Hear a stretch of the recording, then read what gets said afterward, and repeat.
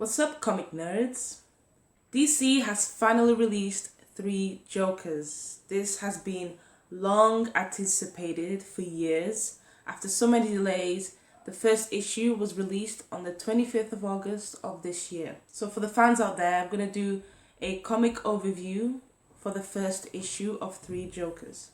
And in the end, I'll go through some of the theories that are circulating around what Three Jokers could mean. Here we have the cover for Batman 3 Jokers Issue 1 book. Story by Jeff Johns, illustration by Jason Fabok, and colors by Brad Adamson. The story begins during the night, and Batman's returning home from his usual vigilante schemes in Gotham City.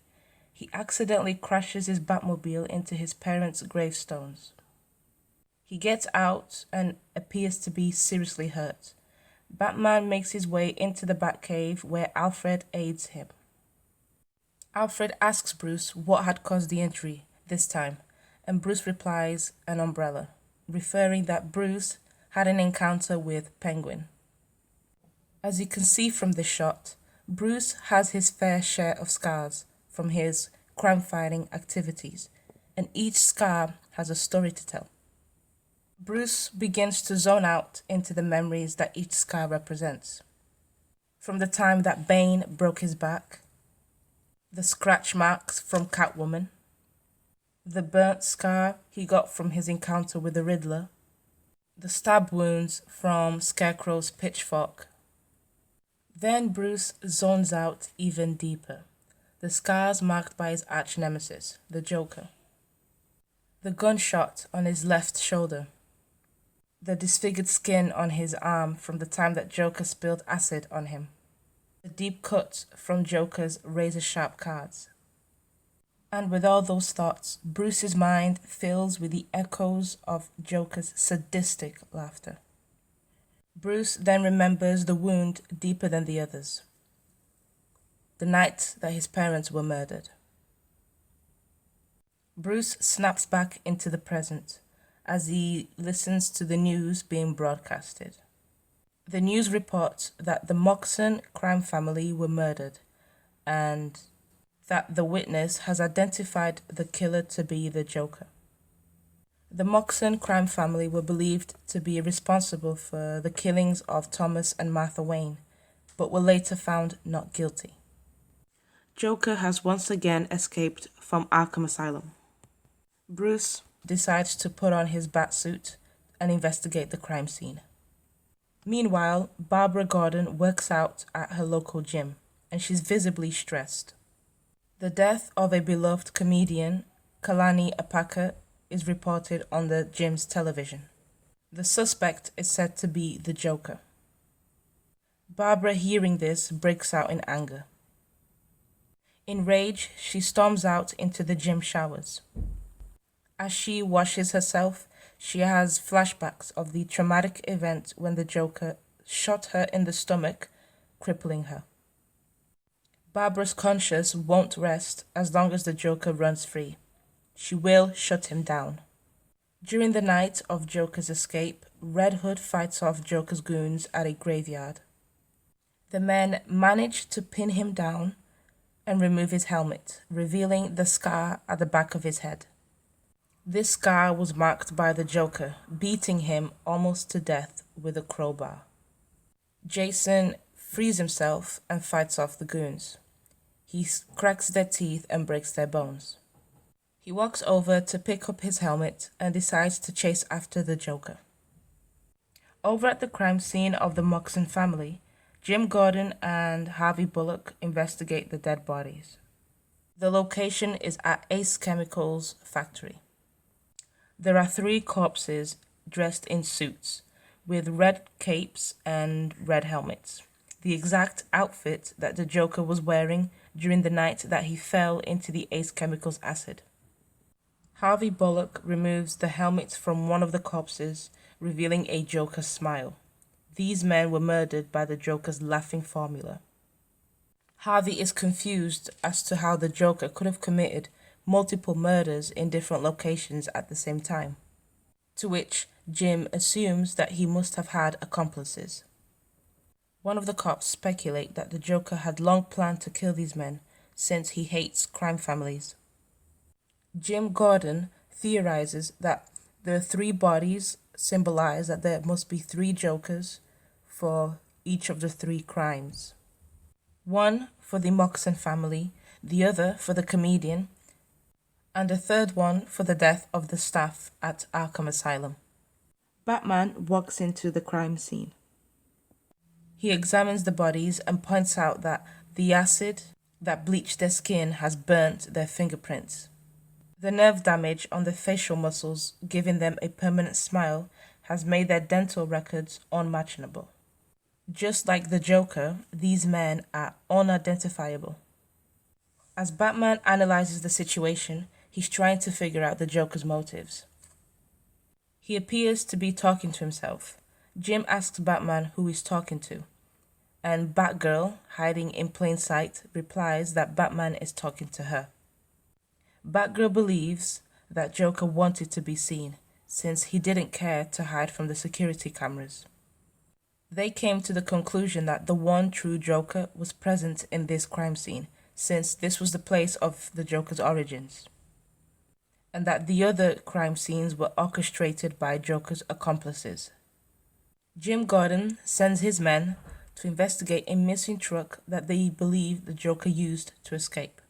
Suddenly, one of the victims responds in a burst of uncontrollable laughter by the Joker's laughing toxin. The man expresses that he's in agony, so they quickly rush him to the hospital. Batman and Batgirl escort the ambulance, making their way to the second crime scene where the comedian was killed. Batman gets on his Batmobile and Batgirl gets on her bike. On their way there, Batman and Batgirl have a little exchange over radio communication. Batman asks Batgirl if her father, Jim, knows her secret identity. She responds with full confidence that he doesn't. The victim in the ambulance is suddenly attacked by Red Hood. It's evident that Red Hood disguised himself as a paramedic to get access to the ambulance. He interrogates the victim and forces him to reveal any information about the Joker. The driver of the ambulance panics. Batman notices that something is wrong. He climbs on top of the ambulance and places a harness on the roof. He swings his body against the back doors using the force of his legs, like a ninja. While Batman tries to stop Red Hood from hurting the victim, Barbara uses a gadget placed in her wheels with blades that spin, and she pushes it against the ambulance wheels to slow it down. Over at an unknown location, the stolen truck from Ace Chemicals is on the road. The yellow font suggests that the driver is bursting out in laughter. You can already guess who sits behind the wheel. The driver then makes a right turn to a secluded area. The truck is parked and the driver walks out. The slim figure and the purple suit indicate that this is the Joker. He makes his way into this house that appears to be abandoned in the middle of the forest. This is where he remains hidden. He has a little talk with himself on his way to the door. He knocks on and he's answered. He says he's brought some roadkill home to grill. The man's skin is bleached white with bright red lips and green hair, confirming that the truck driver is the Joker. However, the person answering the door is another Joker. It appears now that we have two different Jokers. The two men exchange a typical jokery conversation. Neither of them find it strange that they are both clones of each other. It seems that they had all this planned out. The Joker in the blue shirt tells the other Joker that the boss has plans for the next move. Could this boss be a third Joker? We're back at the ambulance and Batman has settled Red Hood. He gives the victim an antidote to cure him of the toxin. Barbara approaches Jason and she tells him off for attacking the victim. And Jason replies, saying that the man wasn't a victim. He had previously checked his criminal records that include that the man has history of domestic violence against his own kid. and that he deserved to be thrown off the ambulance. Batman walks over to Barbara and Jason. He suggests that the three of them team up with the GCPD to track the three Jokers. Back to the two Jokers, and the boss is revealed. The third Joker. Appearance-wise, he looks the same as the other Jokers. However, he is different to the other two in the manner that he carries himself. He doesn't have a sinister smile on his face. He's serious. His body language communicates that he's cold and calculative. I really love this shot. It's drawn in such a manner that explains everything about this Joker without any use of dialogue. It's illustrated with detail. For example, the book shown on the table. A lot of us have wondered what the Joker does during his spare time. He likely spends most of his spare time reading books to gain knowledge. Psychopaths are commonly known for being intellectuals. He must read a lot on chemistry to learn how to make his compounds. He might have read books on human psychology, and that's how he knows how to manipulate people. He may have read biography books on other infamous psychopaths as a way to find inspiration for his schemes. Just the expression on his eyes give off that psychopathic stare. He looks like a classic psychopath. So the boss Joker tells the other Jokers that their next job is to make a better Joker, meaning finding another victim. He tosses a coin to decide which Joker will help him capture a victim, and the other one will set up the factory. The coin lands on heads, and he has picked one of them to come with him. Now we have three Jokers, and each represent the different elements in Joker's personality. In the far right is the failed comedian turned insane, from the graphic novel The Killing Joke. On the left is the criminal mastermind. He reminds me a lot of Heath Ledger's Joker from The Dark Knight. And bang on the middle we have the best of both worlds. The criminal mastermind and the clown combined in one. I think that this is the real Joker. He looks like the alpha of the group. He doesn't look like he speaks much, only speaks when he's giving orders. The other two are more impulsive. This Joker is focused and definitely behaves as someone who's in command of an operation. Batman and the gang arrive at Gotham Aquarium. This facility was built by Batman's parents. While Jason was fighting off Joker's goons, he noticed that one of them had a wrench, which had traces of clean seawater from this aquarium. Batman and Jason are in the Batmobile, and they have a little argument. Batman doesn't like that Jason deals with the Joker on his own. Then Jason begins to project his anger on Batman by complaining about the seats in the Batmobile. The gang break into the facility. They manage to break in with ease since it was built by the Wayne family. They discover that the fish in the tank have also been intoxicated by the Joker. Red Hood's high-tech helmet detects that multiple security doors have been opened in the facility. Behind them appear Joker's sidekick, Gaggy, along with a gang of Joker's goons. They proceed to attack. As Batman dodges their laser beams, the laser hits the aquarium glass, shattering it. Batman's gang fight off the goons. Red Hood aims to shoot at Gaggy, but misses. He hits the glass behind him. Gaggy looks frightened as the glass completely breaks. The large shark falls onto Gaggy, swallowing him whole. Joker's goons have been defeated, and all the fish are dead. Just when Batman's gang think that it's all over, suddenly a lunatic with bleached skin and green hair appears. It's the Joker.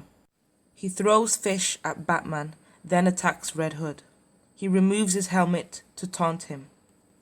Batman punches Joker across the face to get him off Jason.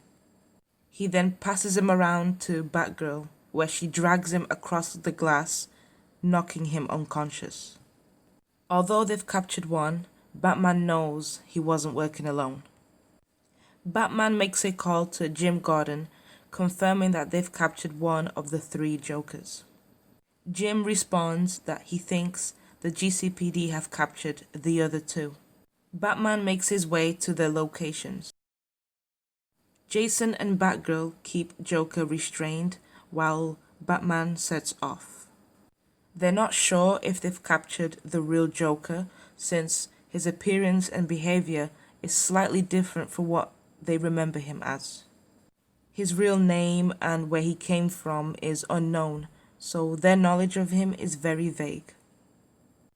Acid is squirted from the acid flower pinned on Joker's jacket. Barbara pulls Jason back to protect him from the acid. While the Joker laughs, Barbara and Jason check his pockets for traps. Joker begins to make snarky comments at Jason. He mocks Jason for the time that he repeatedly bashed his skull with a crowbar.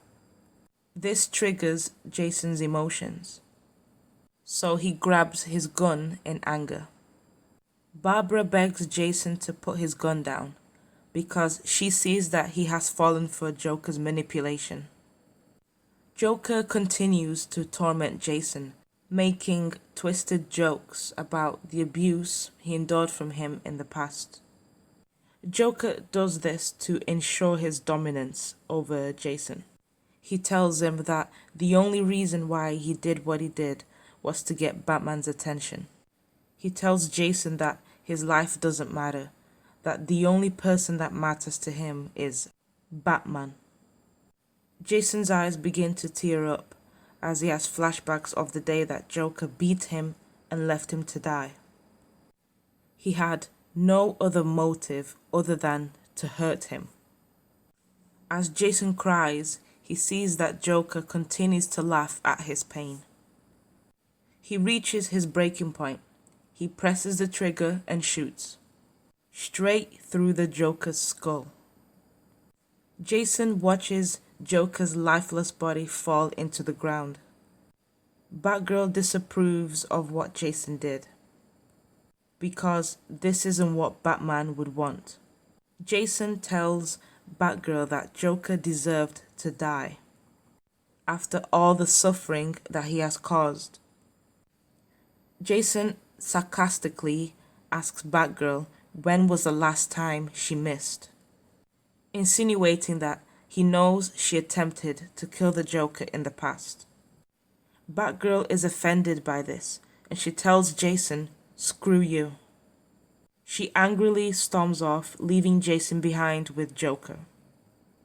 Jason looks over Joker's dead body, hoping he got the right one. And that reaches the end of 3 Jokers issue 1. I want to point out that Jason Fabok did a phenomenal job with the illustrations. The characters' facial expressions were shown so well. You're able to read every emotion that they're feeling. The faces were depicted with such great detail, and the use of colors by Brad Adamson were also very impressive. Brad really thought about using specific colors to set up a mood.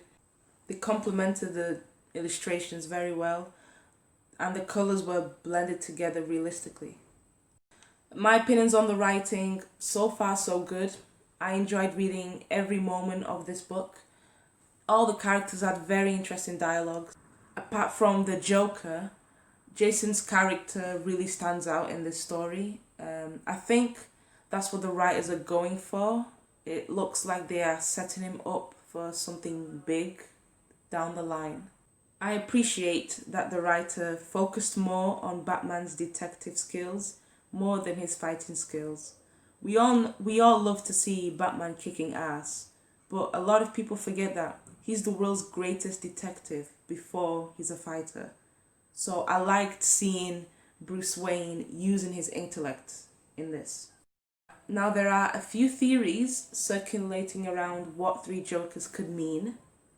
Okay, so the most common theory is that the three Jokers are three different versions of the Joker from the multiverse. This was teased in Justice League Darkseid War, where Batman gained access to the Mobius chair. Now, the Mobius chair has all knowledge of the entire universe. Once you get access to this chair, you basically become a god. Batman's current knowledge of the Joker is very vague. He has no idea what his real name is and where he came from. So Batman asks the chair, who is the Joker? And it answers that there are three Jokers. And fans have speculated that these three Jokers could be three different versions of the Joker from the multiverse. In the comics, there have been moments where the Joker has broken the fourth wall. What if the Joker is aware that he's a comic book character and he knows that there are literally three different versions of him in the comics? Because there are so many versions of Joker's personality. What if the Joker knows this and is using this to play with Batman to make him think that he's only fighting one Joker? In reality, there's three Jokers and he has no idea. That would explain why the Joker has different memories of his past. Since he's able to break the fourth wall, maybe somehow he's gained access to all these different alternate versions of himself. The Mobius chair didn't specify what the three Jokers were. They just said there was three Jokers. So Batman has to investigate this. The second theory is that three Jokers are three complete strangers, three men living in Gotham that embody the character of Joker. So yeah, these three men, they dress up as clowns and run around terrorizing Gotham. Obviously, this theory has been debunked because now we know that these three men are working together. So that's most likely not to be the answer. Right. Another popular theory is that there is one main Joker. There's one real Joker and he's making, other versions of himself. I think this is very believable. His reason for this might be that he might want his legacy to continue after his time passes. So he's creating these different versions of Jokers so that, the philosophy of the Joker keeps on living after he dies. When Gotham thinks that there is no more Joker, they're wrong. There will always be a Joker. And, Joker has been using these versions of him to play with Batman without Batman even knowing. When Batman thinks that he's fighting against one man, one Joker, all along he's been fighting three different Jokers. And the world's greatest detective still can't figure this out. So there's a lot to... These are just theories for now. We don't know what they're going to do. We don't know what Geoff Johns has installed. There's still 2 more parts to solve this. I'm really excited to see what happens next with our characters, how this whole mystery is going to unfold. So yeah, 3 Jokers: the criminal, the comedian, and the clown.